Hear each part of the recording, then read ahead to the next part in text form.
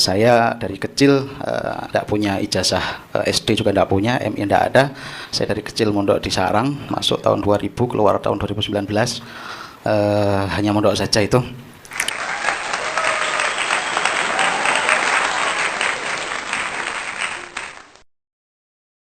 Bismillahirrahmanirrahim. Alhamdulillahirabbil alamin. Wassalatu wassalamu ala sayyidina Muhammadin wa ala alihi wa ashabihi wa man tabi'ahum bi ihsanin ila yaumiddin. Yang kami muliakan segenap pengurus Rabithah Alawiyah, terkhusus beliau Habib Syekhan bin Abdul Qadir As-Segaf, kemudian beliau Habib Ahmad bin Muhammad Al-Atas, kemudian saudara moderator, kemudian tim peneliti yang hadir semua pada sore hari ini. Terlebih lagi kepada yang mulia guru-guru kami, beliau Syekhina Muhammad Najih Maimun, atalallahu baqa'ah wa razaqahu sihatan wa afiyah. Pada kesempatan sore hari ini kami akan membahas tentang syuhrah wal istifadah. Mohon maaf saudara Muhammad, bisa diperkenalkan dulu latar belakangnya? Oh, latar belakang. Saya atas nama Muhammad Muhaimin Bahiruddin, berasal dari kota Jember. Saya dari kecil tidak punya ijazah, SD juga tidak punya, MI tidak ada. Saya dari kecil mondok di Sarang, masuk tahun 2000, keluar tahun 2019. Hanya mondok saja itu. Ngaji saja. Jadi nanti kalau misalkan apa yang saya sampaikan kurang benar atau tidak sesuai dengan kekinian, kami mohon maaf. Tapi Madura juga? Bukan. Saya Jawa. Oh baik, iya. Jember itu 95% Madura. Nah, yang 5% Jawa itu kebetulan di daerah saya. Baik. Silakan. Jadi mungkin agak datar-datar aja, tidak seperti Gus Maimun tadi. Bismillahirrahmanirrahim. Ini terkait asyuhra wal istifadah. Untuk membahas tentang asyurah wal istifadah ini, terlebih dahulu kami akan membahas tentang mustanadul hukminya, di mana sesuatu yang menjadi hukum itu pasti ada dasar daripada hukum tersebut, baik diambilkan dari masadirut tasri', ayat atau ahkam, atau memang hadis dan seterusnya. Nah, ternyata di dalam kitab-kitab fikih, kemudian juga di dalam kitab-kitab ilmu nasab, itu didasarkan pada sebuah hadis Al-Imam Al-Bukhari, tepatnya pada juz pertama dalam bab ada il-khumus minal iman, yang redaksinya begini: Haddatsana Ali bin Al-Ja'ad qala akhbarana Syu'bah an Abi Jamrah qala kuntu aq'udu ma'a Ibni Abbas yujlisuni ala saririhi faqala akim 'indi hatta aj'ala laka sahman min mali. Jadi peristiwa Ibnu Abbas ini yang diriwayatkan oleh Abi Jamrah. Abi Jamrah ini adalah salah satu mutarjim daripada Ibnu Abbas, karena pada waktu itu Ibnu Abbas menjadi penguasa dari Minkibali Sayyidina Ali bin Abi Thalib di Basrah. Kemudian beliau punya mutarjim namanya Abi Jamrah. Nah, Abi Jamrah ditawari untuk duduk atau tinggal di sisi Ibnu Abbas sampai dijanjikan untuk dikasih uang, karena sebagai mutarjim, sebagai penjembatan antara Ibnu Abbas dengan rakyat pada waktu itu.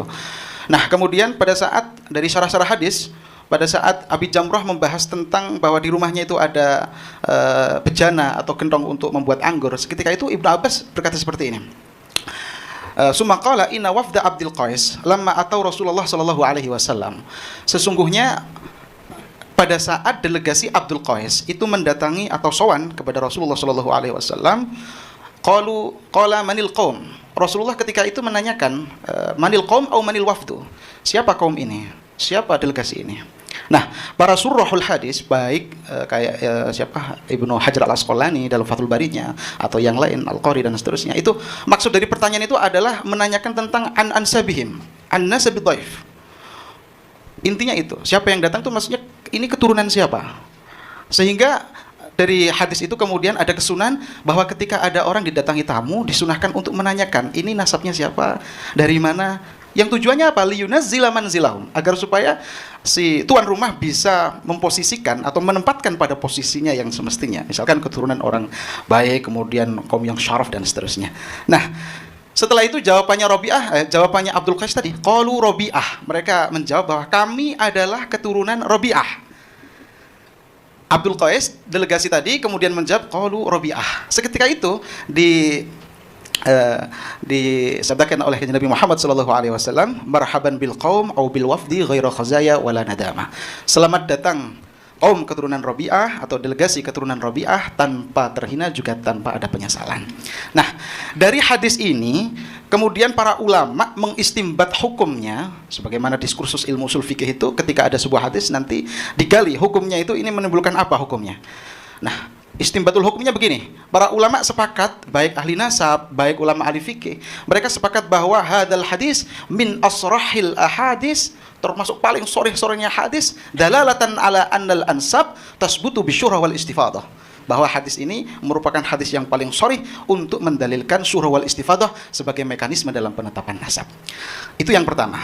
Kemudian, sebelum saya membahas lebih detail tentang asyurah wal istifadah, terkait tentang definisinya, kemudian masanya, kemudian jumlah orang yang membawanya harus berapa, kemudian kedudukannya di dalam ilmu nasab bagaimana.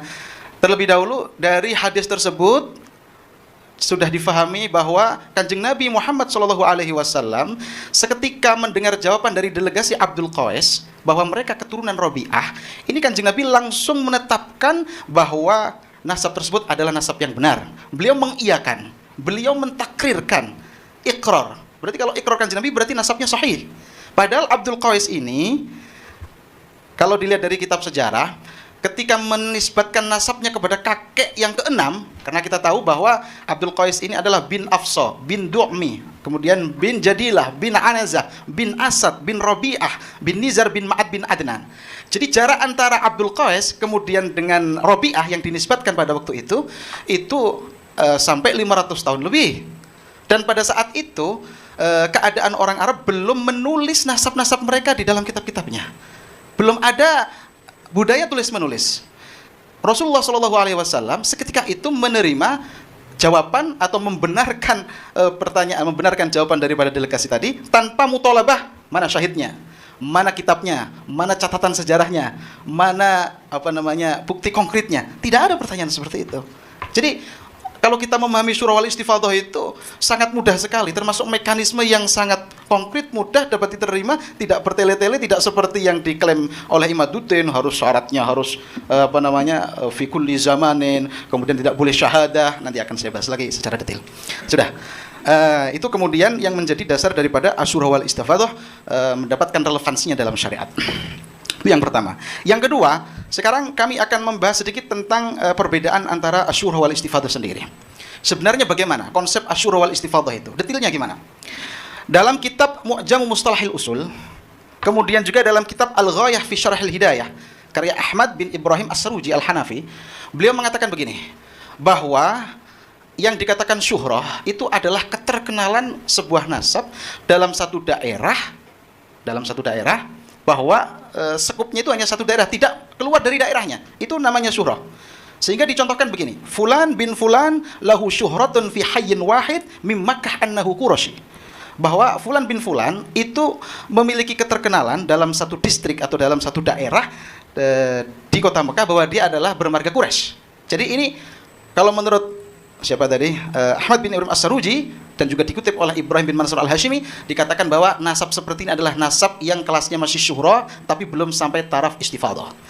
Kemudian kalau nasab yang sudah mencapai taraf istifadah, sebagaimana dikutip oleh Al-Imam Ibnu Hajar Al-Asqalani dalam kitabnya Nuzhatun Nadhar, kepopuleran atau viralnya sebuah nasab yang sudah melebihi dari daerah tempat maulidnya, misalkan dengan contoh Fulan bin Fulan lahu syuhratun fi jami'i anha'i Makkah annahu Quraisy, bahwa dengan terjemah Fulan bin Fulan di seluruh daerah kota Mekah itu dia terkenal termasuk bermarga Quraisy. Nah, ini berarti sebuah nasab yang tidak hanya syuhrah saja tapi sudah mencapai derajat yang namanya istifadah.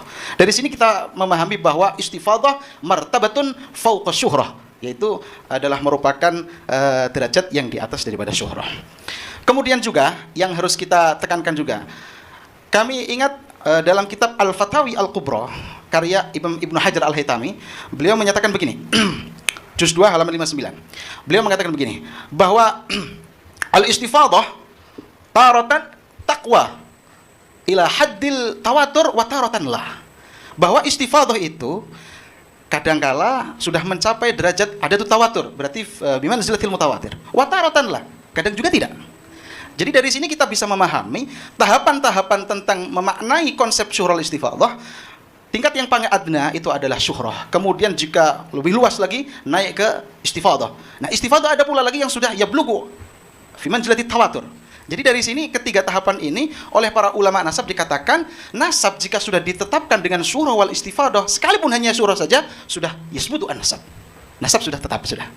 Oleh karenanya nanti ini juga akan membahas tentang seberapa jauh masa lamanya, kemudian kriteria surah wal istifadah itu mendapatkan pengakuan sihahnya di dalam ilmu nasab.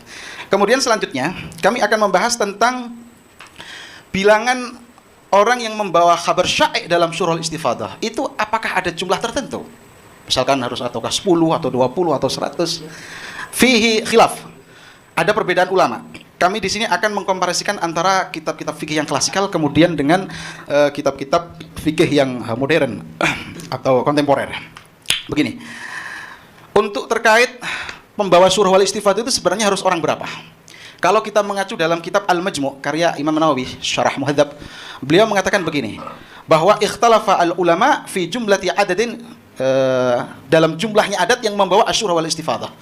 Kalau menurut Al-Imam Al-Ghazali, kemudian juga diikuti oleh Al-Imam Al-Mawardi dalam kitabnya Al-Hawi Al-Kabir, beliau juga punya kitab Al-Ahkam Sultaniyah.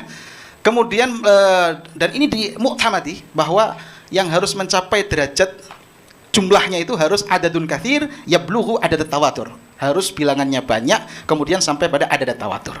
Kemudian ada yang menjawab, ada yang berpendapat kayak Imam Abu Hamid dan jama'atin minal ulama mengatakan cukup 2 orang asal adil.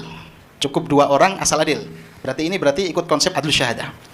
Setelah saya memahami atau menelaah tentang ibarat-ibarat tentang jumlah adat ini dalam kitab klasik, kemudian saya juga menelisik atau menelaah tentang kitab-kitab yang kontemporer, ternyata surah wal istifadah itu ada 2. Ada yang surah wal istifadah itu hakikiyah, ada surah wal istifadah itu yang hukmiyah. Nah, apa yang hakikiyah itu? Dikatakan begini dalam kitab-kitab nasab yang kontemporer, bahwa surah hakikiyah itu adalah allati qad istafadal khabar ladaika an katsirin minan nas anna fulan min Quraisy. Bahwa yang dikatakan surah hakiki yaitu adalah sebuah kabar yang viral, yang tersebar dari jumlah orang yang meriwayatkan atau yang menceritakan bahwa anna fulan min Quraisy, bahwa fulan ini dari Quraisy. Nah, kenapa dikatakan surah hakikiyah? Karena jumlahnya banyak. Nah, kalau yang meriwayatkan ini banyak, yang menceritakan itu banyak, maka di sini ada istilah la yustaratu fihi al-adalah. Tidak disyaratkan harus sifatnya adil. Kemudian ada namanya surah hukmiyah. Surah hukmiyah itu apa? Allati ladal qadi yang kulul khabara ithnani adlani anna hadzal amra qad istafadha anna fulanan min Quraisy. Yaitu sebuah kabar tentang kesyuhroan nasab seseorang, tapi ini disampaikan oleh 2 orang adil di depan hakim. Jadi kalau terkait surah wal istifadah yang hukmiyah ini, itu adalah sekupnya adalah untuk permasalahan perhakiman. Dan di sini yustaratu fihi al-adalah. Ini disyaratkan harus adalah. Berarti dalam adlus syahadah harus 2 laki-laki atau 2 perempuan 1 laki-laki. Nah, untuk mengkomparisikan ini semua, jadi kita bisa memahami bahwa surah wal istifadah itu kalau menurut klasik ada yang bilang 2, ada yang harus banyak, kemudian yang kontemporer itu dibagi ada yang surah hakikiyah, kemudian ada yang surah hukmiyah. Jadi kita bisa memahami bahwa surah wal istifadah itu yang diwariskan turun-temurun itu nanti adatnya yang penting banyak. Karena sebagaimana Ibnul Battal untuk menengahi pendapat ini, kemudian beliau mengatakan begini, sebenarnya berapa adatnya? Yang penting adatun yaskunu bihi al-qalbu. Yang penting bilangan orang yang ketika menceritakan hati itu bisa tenang. Nah, selanjutnya terkait untuk ini surah wal istifadah ini, sebenarnya surah wal istifadah ini mekanisme penetapan nasab yang disepakati oleh ulama atau tidak? Sebenarnya juga semua sudah sepakat sudah. Baik a'immatul madzahib, apakah itu yang sunni ataukah yang syi'i, semuanya juga sudah semuanya. Bahkan lintas agama, orang Yahudi dan Nasrani dalam menetapkan nasab jad-jad mereka itu juga pakainya surah wal istifadah. Artinya cerita turun-temurun dari kakek moyangnya, kakek nenek moyangnya, kemudian dari paman-pamannya bahwa ini keturunannya ini ke atas dan seterusnya, itu juga pakai asyurah wal istifadah. Syiah yang kontemporer kayak misalkan An-Naraqi dalam kitabnya Mustanadus Syiah fi Ahkami Syariah itu juga jelas. Apalagi Syiah yang klasik seperti halnya misalkan dalam kitab Qawaidul Ahkam karyanya Ibnu Mudzaffar Al-Hilli. Jadi di sini kita memahami bahwa surah istifadah itu adalah satu konsep atau mekanisme penetapan nasab yang cara kerjanya itu mudah, tidak berbelit-belit dengan syarat yang didramatisir itu kayak klaimnya Imaduddin, kemudian juga diakui oleh semua umat manusia, saya bisa katakan seperti itu, sebagaimana disampaikan tadi, Yahudi, Nasrani juga demikian, dan itu pula diawali dengan ikrarnya Nabi Muhammad SAW terhadap tadi nasabnya Abdul Qais tadi. Selanjutnya, sebagai tambahan lagi, dalam kitab Al-Fiqhul Manhaji, karyanya kelompok diantaranya Syekh Mustafa Al-Khin, beliau mengatakan begini, para sahabat pada waktu itu menisbatkan dirinya kepada jad-jadnya. Waqad kana as-sahabah yantasibuna inda Rasulillah ila qabailihim. Para sahabat menisbatkan terhadap kabilah-kabilahnya sendiri. Wa ajdadihim, dan jad-jadnya. Fama kana sallallahu alaihi wasallam yutalibuhum bisyuhud. Mereka tidak dituntut oleh Rasulullah untuk mendatangkan saksi. Alladzina yuthbituna an-nikah ru'yatan bil ain. Tidak menetapkan, tidak dituntut untuk mendatangkan saksi yang menghadiri pernikahan ayah-ayahnya. Bal kana yaktafi bistifadatil khair bainan nas. Bistifadatil khabar bainan nas, mencukupkan untuk kabar yang sudah viral di antara. Yang penting duna wujudi mukhalif, tanpa ada mukhalif. Nanti saya bahas tentang masalah mukhalif. Ini gambaran tentang istifadah. Lamanya apa? Masanya bagaimana? Yang paling ashah, yang paling jumhur, yang penting tuluz zaman, sebagaimana diungkapkan oleh dalam kitab Bahrul Madhab, Ar-Ruyani mengatakan bahwa surah wal istifadah itu yang penting tuluz zaman, masa yang lama, yang sekira akan terbangun kebenaran atau kevalitan kabar tersebut. Nah, dalam masa yang lama itu sekira tidak ada mukhalif, tidak ada mu'arid, tidak ada munazi, begitu. Itu terkait tentang apa namanya surah wal istifadah itu yang penting lama. Nah, selanjutnya saya akan membahas tentang syubhatnya Imaduddin Utsman terkait dalam surah wal istifadah. Pertama, Imaduddin Utsman mengatakan begini dalam beberapa tanggapannya terkait surat daripada guru kami Syekhina Najih. Dia menyatakan bahwa surah wal istifadah itu hanya berlaku untuk nasab yang dekat, tidak untuk nasab yang jauh. Nah, pernyataan seperti ini kalau kita memahami sabda Rasulullah SAW tadi yang di awal, ini semestinya sudah terbantahkan. Dia kalau mengatakan surah wal istifadah itu hanya untuk nasab dekat, artinya antara ayah dan bapak, atau tidak jauh-jauh amat, mestinya Imaduddin Utsman secara tidak langsung menolak ikrar daripada Nabi Muhammad SAW terhadap jawaban Abdul Qais yang mengaku keturunan Rabi'ah. Itu satu. Yang kedua, dia mengabaikan juga ibarat di dalam Al-Hawi Al-Kabir. Wa amman nasab fayathbutu bisama'il khabar asy-sya'i' al-kharij ila haddil istifadah fi awqatin mukhtalifah wa ahwalin mutabayinah. Jadi nasab yang ditetapkan dengan asyurah wal istifadah ini memang nasab yang ditemukan fi awqatin mukhtalifah wa ahwalin mutabayinah. Kemudian fayakhussunahu bin nasab ila abin. Mereka mengkhususkan dengan nasab ila abin, nasab dekat. Aw ya'ummunahu bin nasabin a'la, atau mengumumkan kepada nasab yang lebih jauh. Fayaquluna hadza min Bani Hashim. Mereka kemudian berkata, ini keturunan Bani Hashim. Aw min Bani Umayyah, atau Bani Umayyah, fayathbutu nasabuhu fil khusus wal umum bil khabari asy-sya'i.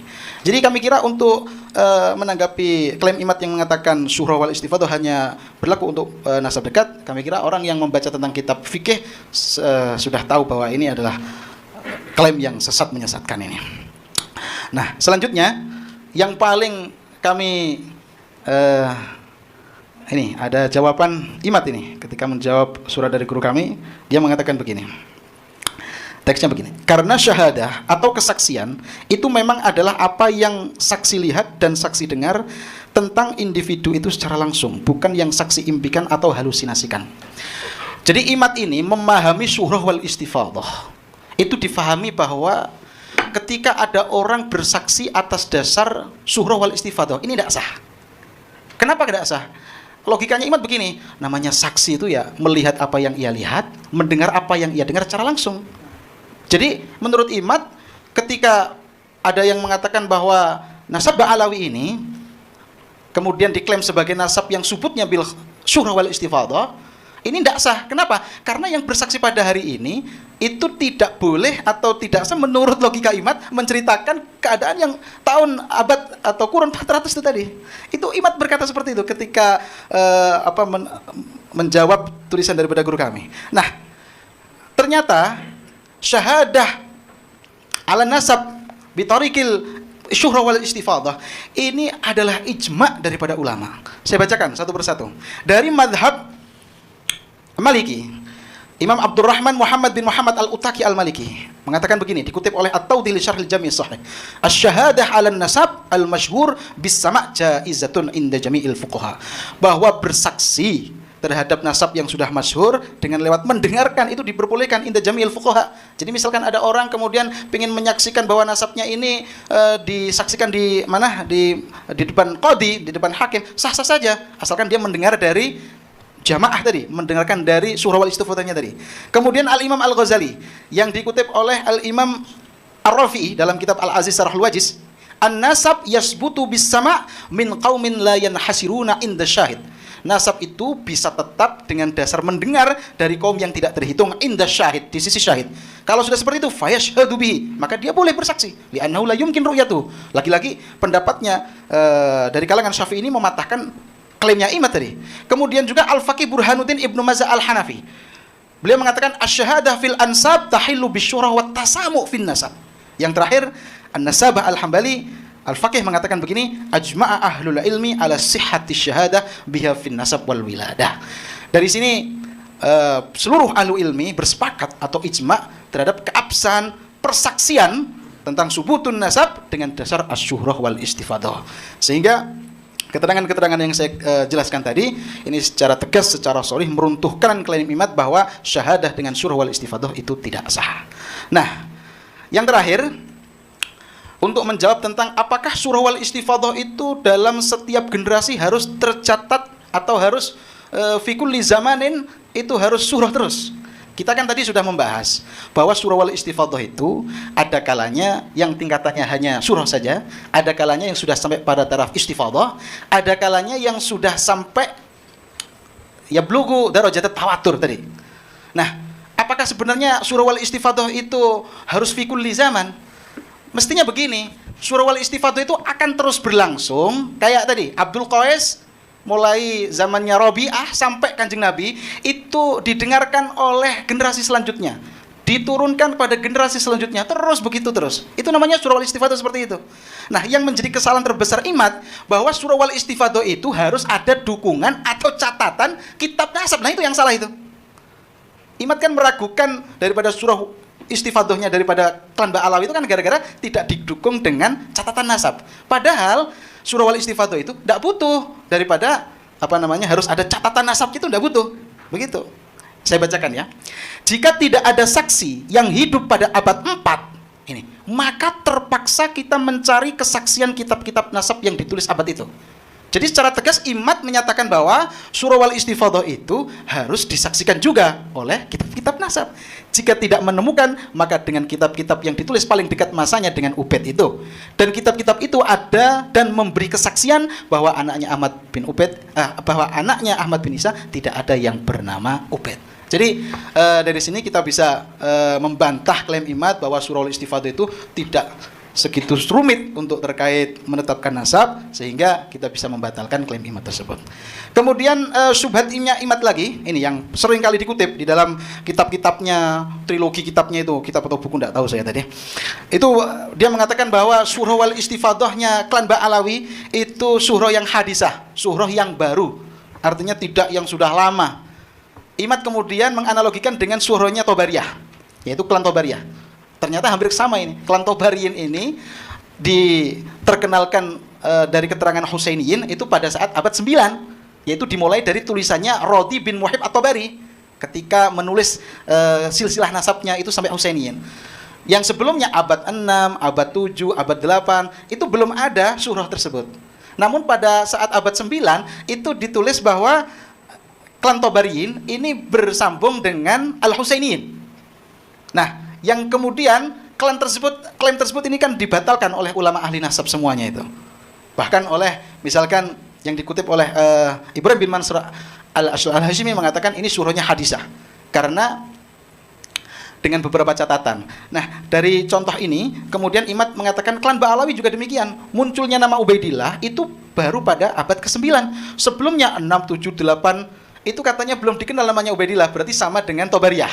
Nah, ternyata setelah kami cek, kemudian setelah kami cross check ternyata antara penyamaan syuhrah istifadahnya Ba'alawi dengan syuhrah itu istifadahnya Tabarin ini jelas qiyas ma'al farik.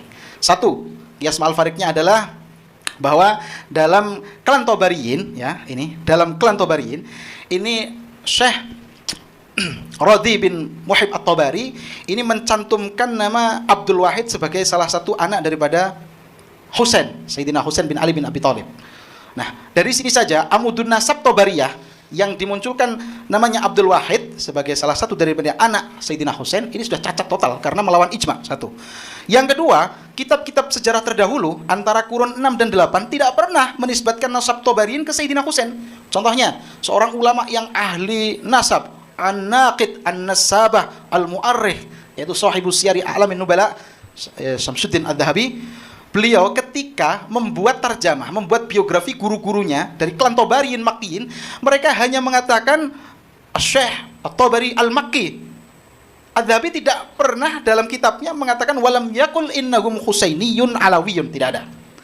Kemudian juga seorang Nasabah Taqiyuddin Al-Fasi ketika membuat biografi terhadap 34 baik laki-laki atau perempuan dari klan Tabariyin, mereka sama sekali Al-Fasi juga sama. Beliau ini tidak mengatakan walam yakul innahum Husainiyun Alawiyun. Jadi hanya menyatakan bahwa ini nisbatnya At-Tabari Al-Makki gitu saja. Nah, yang terakhir, nisan-nisan kuburan Tabariyin yang ada di Mekah itu di dalam nisannya tidak tertulis Asy-Syarif atau Sayyid. Karena Minda' bil Arab pada waktu itu menulis nisan dengan nama kemudian nasab-nasabnya.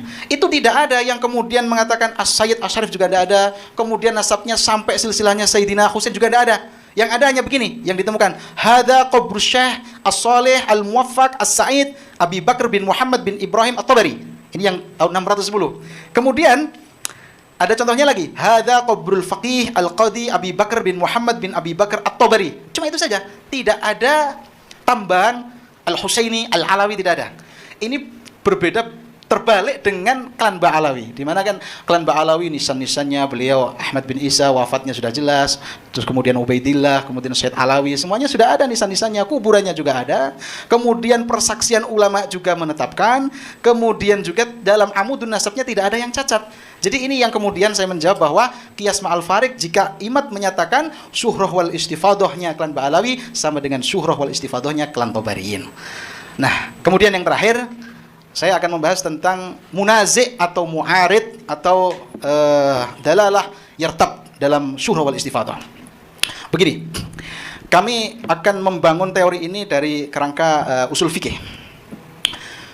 Dalam diskursus ilmu usul fikih, ketika memahami daripada hadis marhaban bil qaum atau marhaban bil wafdi ghairu khazaya wala nadama, ini kemudian dalam diskursus ilmu usul fikih ada istilahnya mantuk soreh, di mana mantuk soreh itu sebagaimana dikutip atau dinazamkan oleh Al-Imam As-Suyuti dalam kitabnya Al-Kaukabus Sati' Nadmi Jamil Jawami'. Beliau mengatakan begini, al-awwalud dalu alaihi lafdhu fi mahalli nutkin wa huwa nassun in yafi ka'amirin lam yahtamil ma'nan siwa mufadihi wa dhahirun lahu hawa. Jadi kita memahami teks marhaban bil qaumi au bil wafdi ghairu khazaya wala nadama, ini secara makna nasnya, secara dalalah mutabaqahnya, ini memberi pengertian bahwa Kanjeng Nabi mempersilahkan kaum yang tadi mengaku kaumnya Rabi'ah. Dan kalau kita memahami makna nas, berarti ini adalah maksud as-sholatan, sebagaimana dikutip oleh Al-Imam Syekh Wahba Az-Zuhaili dalam kitab wajiznya. Contoh mudah seperti begini, wa halallahu al-bai'a wa harrama riba. Allah menghalalkan bai' dan mengharamkan riba. Kalau kita menelaah tentang istinbatul hukminya, begini, Allah menafikan mumatsalah, menafikan persamaan antara jual beli dengan riba. Karena maksud ayat itu liraddi alal yahud, untuk menolak Yahud bahwa Yahud mengatakan innamal bai'u mithlur riba, bahwa bai' itu seperti halnya riba. Nah, ketika kita memahami nas bahwa Kanjeng Nabi ketika ada orang mengaku keturunannya ini, bahwa Kanjeng Nabi sudah mendengar salah surah wal istifadah, apakah diterima? Konsep awalnya diterima secara langsung. Namun apakah ala sabilil itlaq?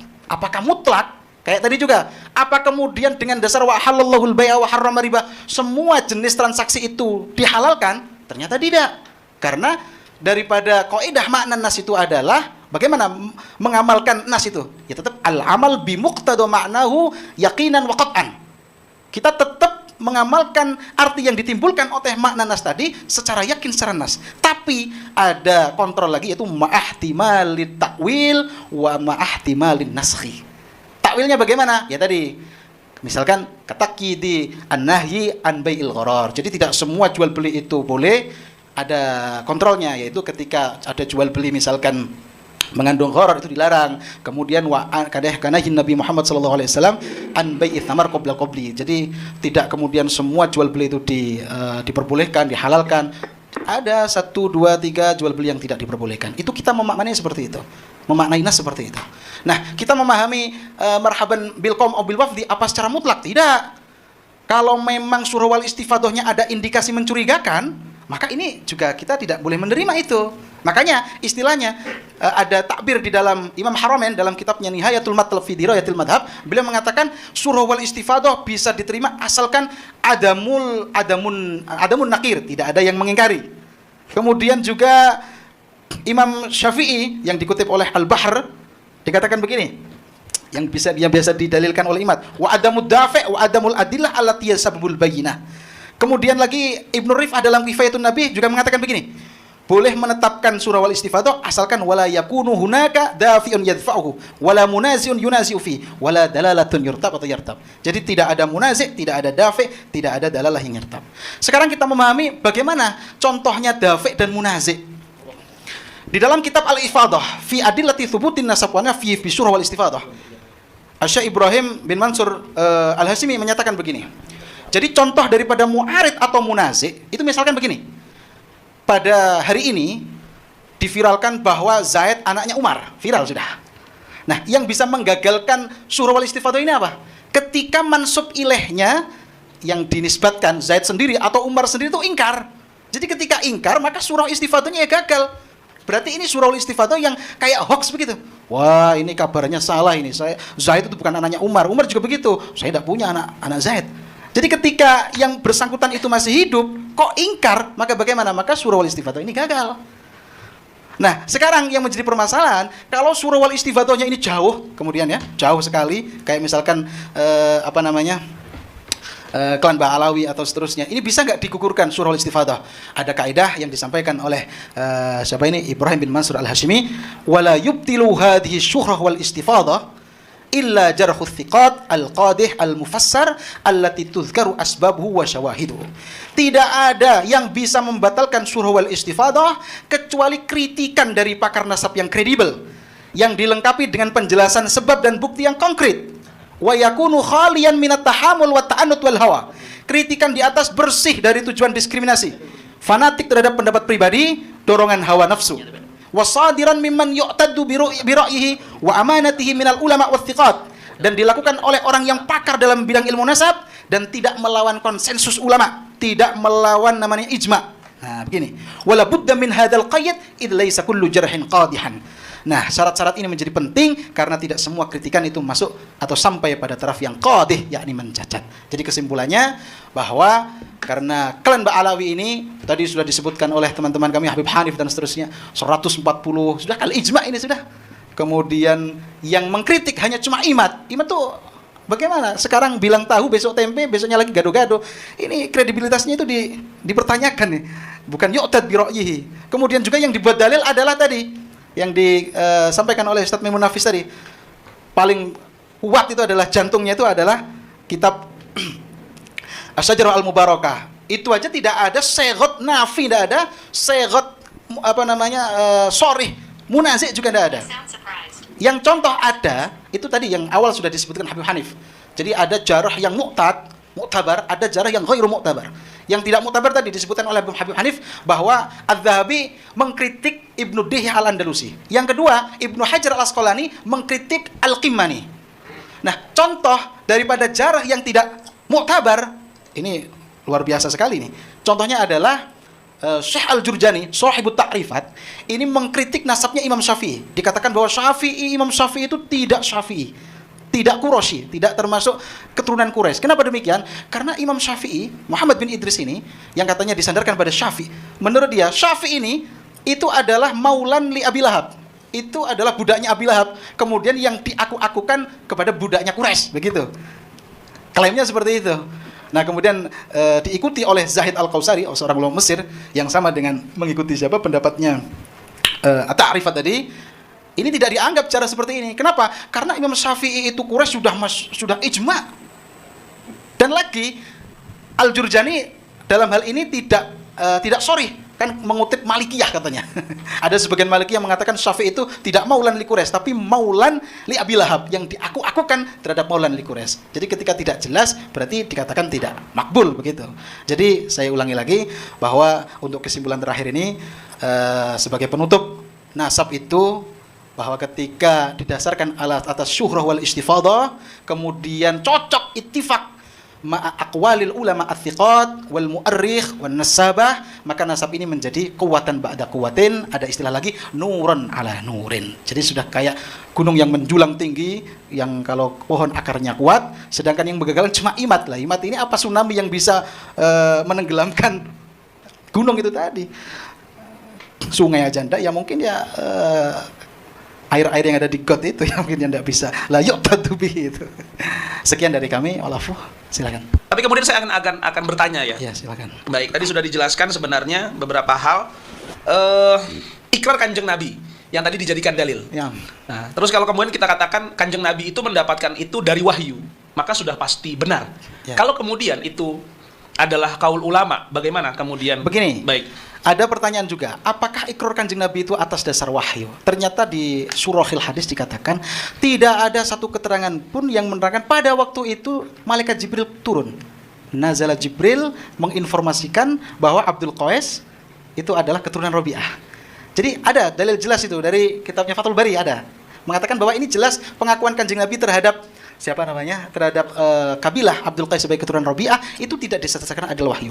Kemudian juga karena berhari-hari pada waktu itu juga sahabat sering mengatakan kabilah-kabilahnya terhadap dirinya sendiri. Jadi ini bukan aqwalil ulama, tapi benar-benar hadis yang qauli. Hadis Dari siapa Nabi. Kemudian Nabi itu memahami itu bahwa marhaban bil qaum itu dari siapa? Dijelaskan bahwa di Arab sudah terkenal viral bahwa Abdul Qais itu min Rabi'ah. Oh, baik. Begitu. Baik, berarti syuhrahnya di sana ya. Tapi sudah juga masuk dalam konsep istifadah. Oh, sudah. Sudah istifadah ya. Baik. Pertanyaan selanjutnya. Tadi disampaikan ada tawatur. Ya. Ada tawatur dalam proses syuhrah wal istifadah. Ada banyak lah. Pada tingkatan ada tawatur, berarti kan dia lebih dari dua lah anggapannya begitu. Ada juga yang dua syahid adil begitu ya. Nah, saya ingin kemudian bertanya kepada Robito Alawiyah sendiri. Mohon maaf. Dalam penetapan nasab dari Robito Alawiyah, mana yang kemudian diambil pendapatnya? Apakah kemudian ada tawatur atau syahid adil saja cukup? Atau bukan hanya Robito Alawi di Indonesia, tapi kemudian penetapan nasab di tingkat nakobah asyraf dunia begitu? Baik. Jadi yang sering kita lakukan khususnya di Maktab Daimi, jadi untuk mengitsbat sebuah nasab itu rujukan utama kita adalah rujukan syajarah ansab yang ada di Maktab Daimi. Apabila kita mendapati ketidakketersambungan nama, misalnya ada 2 atau 3 atau 4 generasi, kita memerlukan dokumen yang menunjukkan ketersambungan dari nasab itu. Istifadah dan syura kita pakai juga apabila si pemohon itu tidak bisa menunjukkan dokumen-dokumen yang ada. Itu kita pakai istifadah dan syura. Berapa syarat daripada adat syahidnya? 2 orang. 2 orang ya? Minimal 2 orang. Minimal 2 orang. Minimal 2 orang. Baik. Terima kasih. Dan itu juga ada diketahui oleh DPC setempat. Oh, DPC ya. Jadi baik. proses kesaksiannya dari minimal 2 orang dan diketahui oleh DPC setempat. Baik.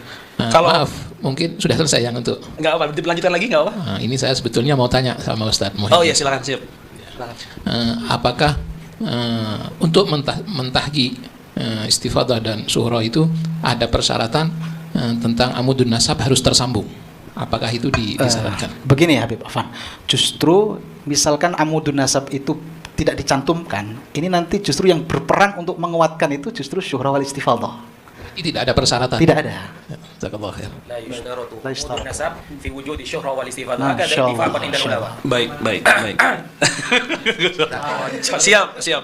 Lalu kemudian nanti pertanyaan mendasar saya, apakah kemudian ketika ada yang inkar, nah ini diperkuat saja ya. Ya. Ketika ada yang inkar pada sebuah zaman, apakah tetap diterima syuhra wal istifadahnya?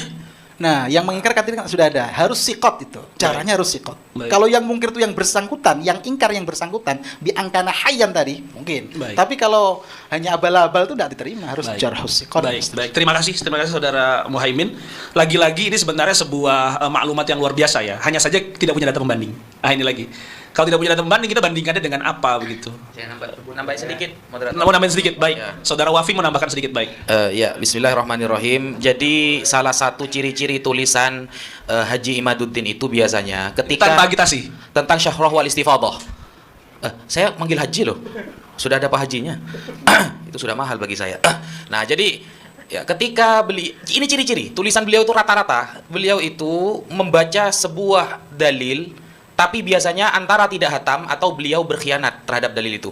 Contoh dalam teks syuhrah wal istifadhah jelas ketika dia menggunakan kitab Al-Ghafi Al-Muntakhab, ternyata di sana jelas la yushtaratu fi wujudi syuhrah wal istifadhah ittisalu amudin nasab. Tidak ada itu. Itu ittifaqon semua ulama. Kemudian yang maksudnya illa ayyuthbita ma yukhalifuhu. Kata yukhalif kalau baca kitab Imam Ibnu Hajar Al-Asqalani cuma satu, maka dia seolah-olah dia seorang mukhalif. Padahal dalam kitab-kitab yang lain, ketika Imam Ibnu Hajar Al-Haytami membahas tentang yukhalif atau tentang at-ta'nu fil nasab, beliau mengatakan ai bidunil ilmi. Maksudnya ketika disampaikan dengan tanpa ilmu atau wathaik atau sawabit atau dawabit yang sesuai dengan ilmu nasab, maka itu tidak diterima. Itu kalau hatam kitab-kitabnya Imam Ibnu Hajar Al-Asqalani. Sekian, terima kasih.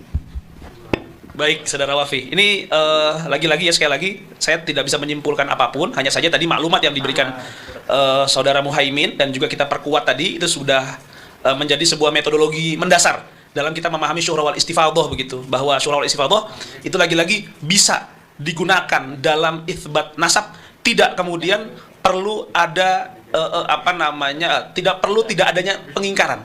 Jadi kalau pun ada pengingkaran, syuhrah wal istifadhah ada, tinggal kita tautsik kepada orang-orang yang kemudian mengingkari ini, apakah kemudian dia kuat atau tidak, begitu ya? Ya. Baik.